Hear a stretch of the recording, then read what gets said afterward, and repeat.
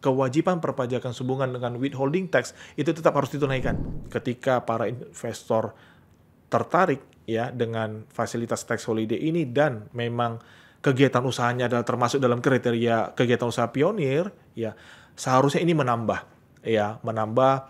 daya pikat ya untuk memajukan iklim investasi di Indonesia.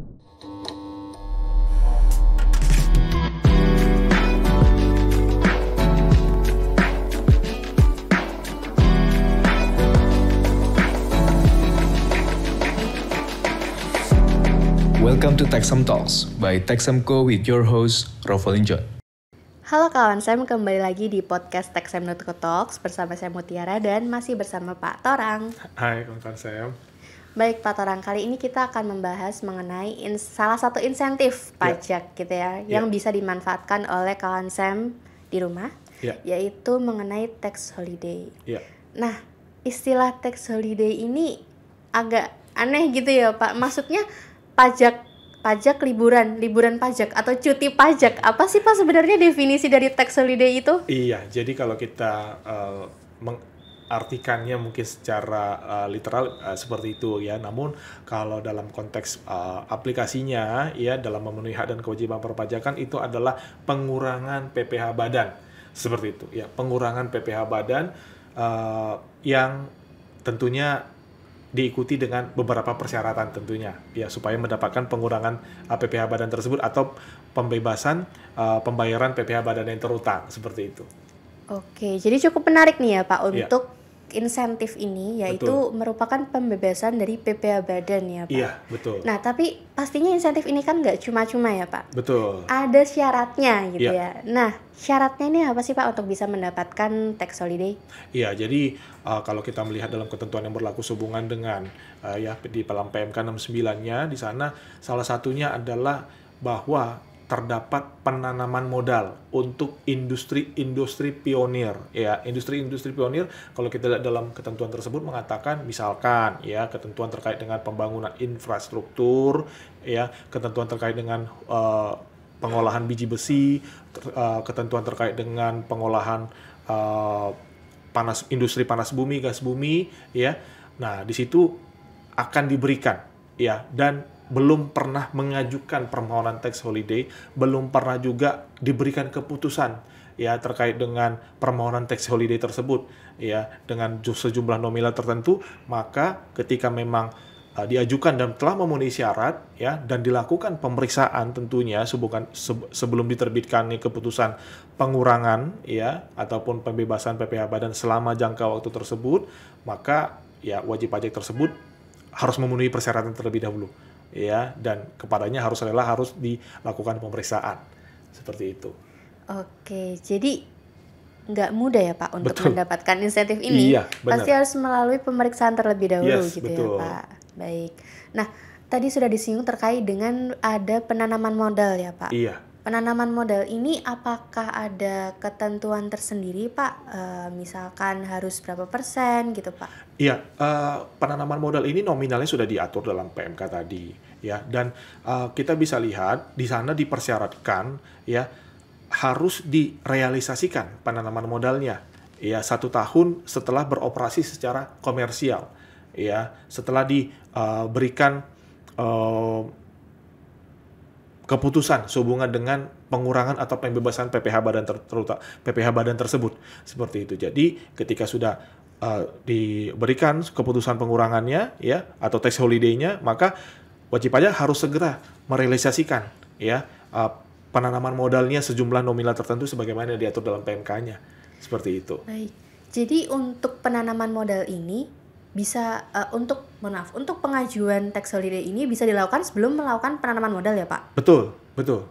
Ya, jadi oleh karena kita ajukan terlebih dahulu, ya kan, kita ajukan, kemudian nanti akan dilihat sejauh apa ya penanaman modalnya seperti itu. Walaupun memang penanaman modal ini terus bergulir seperti itu. Dan nanti ketika pemeriksaan telah dilakukan, kemudian surat keputusan pemberian tax holiday telah terbit, wajib pajak terus harus tetap menuntaskan penanaman modal seperti yang diamanahkan oleh PMK tersebut, seperti itu. Baik, jadi kita tidak perlu untuk melakukan terlebih dahulu ya sebenarnya, tapi tetap saja harus direalisasikan. Tetap Seperti harus itu ya. direalisasikan seperti itu. Ya sambil berjalannya waktu, tetapi permohonan ini juga tetap dilakukan secara online lewat website OSS seperti itu. Oke, baik Pak. Nah, untuk pembebasan PP Badan ini Pak, nah Ya. itu apakah akan dibebaskan semua nih? Jadi badan ini bisa terbebas dari pajak 100% gitu Pak, atau gimana? Yang bebasnya adalah PPh badannya.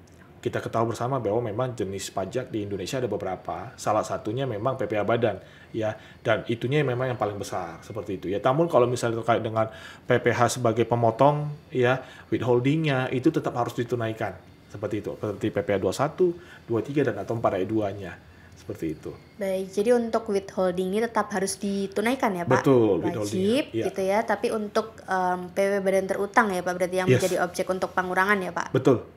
Itu yang difasilitasi seperti itu. Baik Pak. Nah, untuk selanjutnya nih Pak, Ya. apakah ada dampak nih Pak yang nyata gitu ya atas Ya. insentif dari tax holiday ini Pak terhadap ekonomi atau mungkin pertumbuhan investasi nih di Indonesia gitu Pak? Tentunya itu akan menjadi semacam rangsangan fiskal tersendiri ya bagi para investor ketika hendak menanamkan modal di Indonesia sehubungan dengan jenis kegiatan usaha pionir tadi, itu akan menjadi pemicu tentunya, menjadi daya tarik tersendiri ya untuk menanamkan modalnya di Indonesia seperti itu ya. Jadi artinya ketika para investor tertarik ya dengan fasilitas tax holiday ini dan memang kegiatan usahanya adalah termasuk dalam kriteria kegiatan usaha pionir ya, seharusnya ini menambah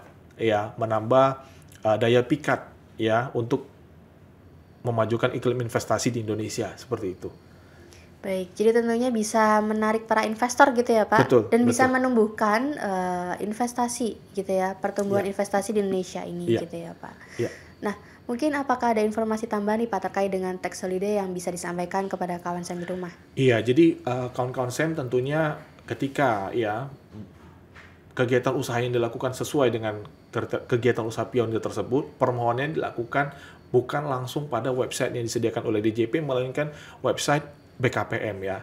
BKPM dalam artian di sini lewat tentunya OSS, Online Submission System-nya ya, untuk melakukan permohonan dan mengecek apakah kegiatan usaha dari wajib pajak termasuk atau tidak, boleh atau tidak melakukan. Karena itu juga bisa dicek di online system ini. Ya, seperti itu. Jadi, sebagai ya referensi pengalaman dahulu pernah ya saya juga mendampingi ya, ada salah satu wajib pajak yang bergerak dalam panas bumi gitu ya. Jadi dia ini menjual semacam energi listrik ke PLN seperti itu ya, tapi sumber energi listrik ini bersumber dari panas bumi seperti itu, dan kepadanya dilakukan pemeriksaan sehubungan dengan apa Pak, sejauh mana dia memang merealisasikan penanaman modalnya, apakah itu dalam bentuk eksplorasi, dalam bentuk infrastruktur, mesin-mesin seperti itu, dicek semuanya oleh pemeriksa pajaknya. Seperti sampai dengan terbitnya nanti surat keputusannya, berapa tahun diberikan pembebasannya dan berapa persentase pembebasannya. Apakah 100%, 75%, ya, apakah jangka waktu 5 tahun, 10 tahun, seperti itu.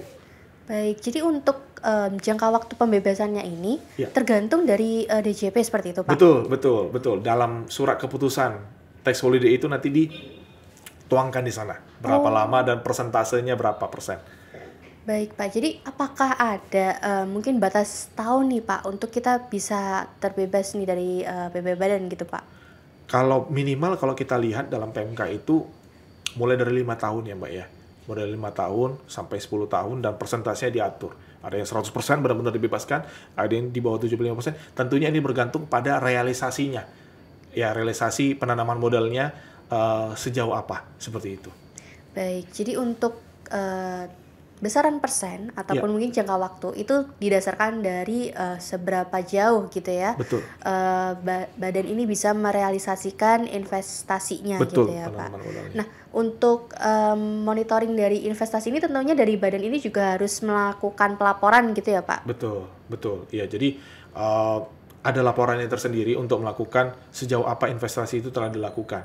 Seperti itu. Jadi tetapi yang memang perlu digarisbawahi di sana adalah ya ketika memang kegiatan administratif itu sudah dilakukan, ya jangan lupa ya di PPh Badannya pun walaupun memang SK itu sudah ada, bagaimana pengisiannya Pak di SPT. Nah, ini yang memang harus ditindaklanjuti oleh wajib pajak juga seperti itu. Karena tetap harus menyampaikan SPT walaupun mendapatkan fasilitas tax holiday juga seperti itu. Baik. Jadi SPT-nya juga jangan dilupakan gitu betul, ya, Pak. Betul. Nah, mungkin satu pertanyaan lagi nih, Pak, yang saya cukup agak bingung gitu ya, Pak. Ya. Nah, kan kalau untuk menggunakan insentif ini, itu kan kita bisa mendapatkan pembebasan PPh Badan dengan kriteria tertentu tadi gitu ya, Pak.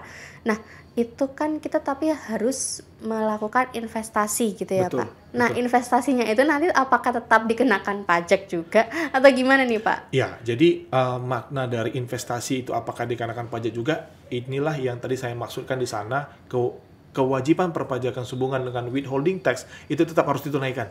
Ya, apakah PPN, apakah PPh 21, apakah PP pasal 23 atau 4E2 itu tetap dijalankan.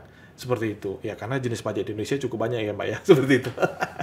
Baik. Ya. Jadi tetap harus diperhatikan gitu ya, baik kawan di rumah gitu. Apabila ingin menggunakan insentif tax holiday seperti itu ya, Pak. Baik, terima kasih Pak Torang atas bincang-bincangnya terkait dengan tax holiday ini. Jadi kawan Sam jangan salah kaprah ya, bukan maksudnya cuti pajak atau gimana ya, tapi maksudnya itu pembebasan PPh Badan yang tentunya besarannya itu diatur sendiri sedemikian rupa nanti ya dengan DJP seperti itu ya, Pak. Baik. Semoga bisa menambah insight baru, wawasan baru untuk kawan Sam di rumah terkait dengan tax holiday ini. Dan jangan lupa untuk update terus terkait dengan perpajakan dengan follow Instagram Taxam di taxam_co dan jangan lupa untuk nonton episode podcast sebelumnya di YouTube kita di taxam.co_talks. Sampai jumpa kawan Sam di taxam.co_talks selanjutnya.